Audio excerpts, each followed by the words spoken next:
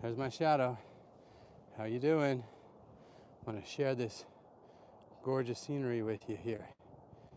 Look at that. Look at those red mountains. It's a little harder to see them on the camera, but from where I'm standing, this is trying to steady my breathing after walking to the top here of this mountain. See down there? See the road? Way down there? That's where I gotta go. But look at the reward. It's just gorgeous. Okay, so how are you? Whew. I was able to take off my hat and relax. YouTube singers. YouTube singers. You know what I love about YouTube singers? They want answers. You see, you go to Instagram, TikTok, Facebook, to kind of to be entertained. You go to YouTube for when you want to research something, when you want to find out how to do something. So, my channel, of course, building this channel, but on this channel, this is my mandate. Educate and provide training that singers understand so that they can get the most out of it, because I educated you on how to do it, and have content that you can use daily to train and improve your singing voice. And it's free. Ha ha! Why is it free? Why do I give away all this stuff for free? Well, it's very simple. Why not? I want to help people. Now, I know that from experience that you can do a lot and learn a lot and get pretty far on your own.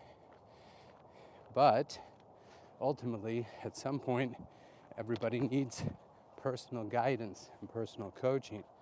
So when you are ready, then write me, go to my website, join an online intensive, which is what I would recommend first, because you get so much value for that investment. Like our current Big 5 2.0 pharyngeal resonance intensive gives you 26 classes. That's about 40 hours of education, training exercises.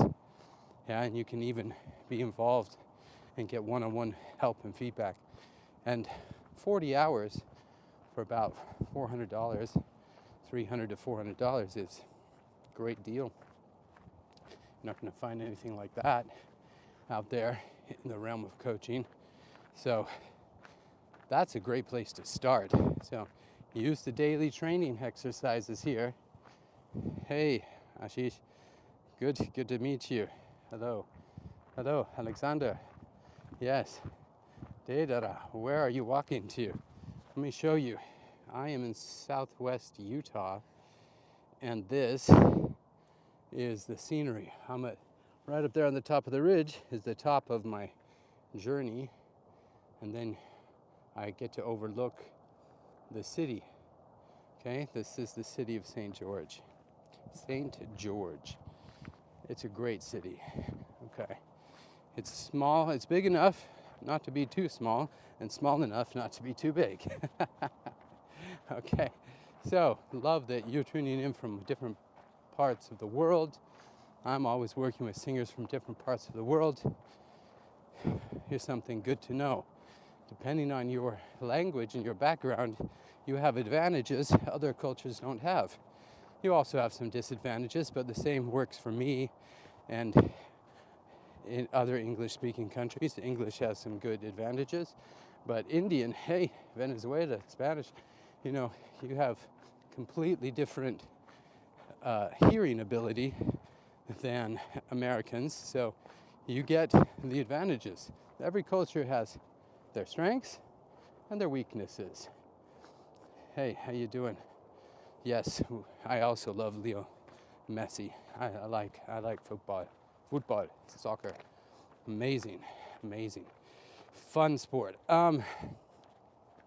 So you get to ask me questions. Like I said, I'm here to educate you and to guide you on things about singing. All right, so if you have questions, you just pop them into the chat and we go. So I do this in the mornings because I'm walking, getting in my reps, and why not? It's fun. So I gave on my Instagram live, I gave you on Instagram, I'm gonna give you the same five checkpoints in your singing or even in your speaking. So they are the big 5 coordinations of singing. So when you're working with your voice, I want you to consider 5 things. If something gets difficult or you're struggling with a part, you need to make a small adjustment. Make little adjustments one at a time, not big adjustments all over the place. So checkpoint number 1 is your airflow and air pressure. Okay? How is your body moving? Is your body tense? Can you reduce the pressure a little bit? Can you increase it a little bit? And then observe if that brought any improvement or relief. Then you go up to the vocal fold level. That's checkpoint number 2. You check your vocal folds. Do I have adduction? Do I have compression? Are my vocal folds thin or thick? Can I make the same sound with a little thinner quality, a lighter quality? I'm going to make it with a bit of a darker quality, and then make a little adjustment there and see if it brings improvement and relief. If it does, keep and move up. Okay, and move up to the pharynx. The pharynx is the tube inside of your throat that connects your nose to your air, through your air, goes through the nose, down the throat. Now you check your pharynx. Okay, is your larynx is the bottom of the pharynx, so could it be a little higher? Could it be lower? Is it too high? Check the height. Make an adjustment. Is it tight in there? Can I relax it a little bit? Not let go of all activity, just loosen the squeeze a little bit. All right, look at the back of your tongue. Is it down? Is it up? Look at your soft palate. Is it up? Is it down? Make little adjustments one at a time and see which one of those brings you improvement, efficiency, and relief. Then you go on to your tongue. Your tongue forms the vowels. Is the tongue in the front of your mouth, in the back of your mouth? Are you swallowing your tongue? Can you make a better E vowel? Or are you making an E vowel? You can hear one's tight, E. The other one, E, is quite loose. So make little adjustments to your tongue position on the vowels. Does it bring improvement? Does it bring relief? Keep the improvement and the efficiency. Move on to your embouchure, the opening of your mouth. Okay, you open your mouth with your jaw joint. Very important. You open your mouth with your jaw joint. Is your jaw joint open, or are you just trying to open your lips with keeping your jaw joint tight? See if you can loosen up your jaw joint a little bit. Move it side to side. Move it up and down. Check your opening. Does it help to keep it a little bit more forward? Does it help to raise your cheeks and smile a bit? Are you all the way pulled wide, which will tighten up everything, okay? So that's your 5-point checklist. If you apply that to your singing, you will find improvement everywhere. Go through one at a time, make little adjustments, one at a time, little adjustments, not big adjustments. Don't adjust everything in the system. One at a time. Then you will find out where the issues lie and you can optimize by yourself. Follow the Big 5 checklist. It works like magic. So, on your own, you can do quite a bit with that. And then you're going to find out, you're going to hit the limit of your ability to coordinate those moving parts. And that's when you're going to come to my Big 5 coordinations of singing online intensives, and you're going to learn how to train those individual articulations, is what it's called in the fancy academic world. Articulations, basically the moving parts.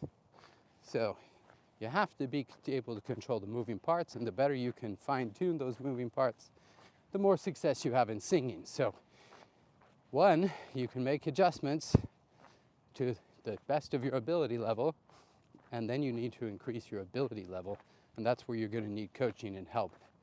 So the big 5 coordinations of singing, you can get them as a webinar version, or you can just sign in and join a live training. And the cool thing is, it doesn't matter where you start, because as you saw, it's a 5-point checklist.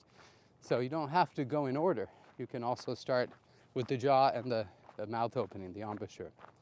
I love this. And here's the truth. This is how I coach singers. So there's nothing else. This is how singing works. All of these things combine and work together, but a lot of the times people have a hard time moving one without moving other parts. They're not able to separate. Okay. Now, you haven't asked me any questions, so if you have any questions, shoot. It's your time, remember. Your time. Whew. I just tell you, it feels so much better. I'm so much more awake and energized after walking in the morning and getting fresh air. I'm telling you, you should do it. Even if you're not a singer, just get up. Get up and move. First thing you do in the day. Breathe fresh air. Connect with the earth and nature. And if you're in a big city, take a walk. Walk to a park. Do something. Get inspired. Just move and breathe. I'm lucky. No rain today, but I will be out here in the rain as well. It's fun. That's the mindset, right? That's your mindset. And some days you just don't want to do it. Whew. Okay.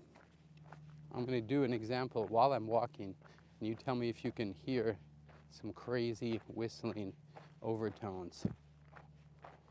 Ooh.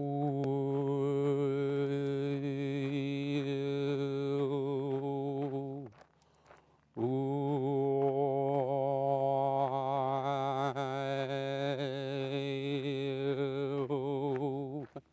I don't know if you can hear it. You might hear my footsteps. Yeah? So here's something mind-blowing. Every vowel has 2 pitches. What? Yes, did you know you are singing more than one note at the same time all the time? In fact, you're singing many, many notes at the same time. That is called resonance. That's what resonance is all about. Understanding that you're singing many notes at the same time. And when you learn what the higher frequencies are and how to target them by moving the back of your tongue only, then you will sing on pitch all the time. Pretty wild, huh? It's the truth, though. It's just mathematics and science. That's the cool thing and the perplexing thing about singing.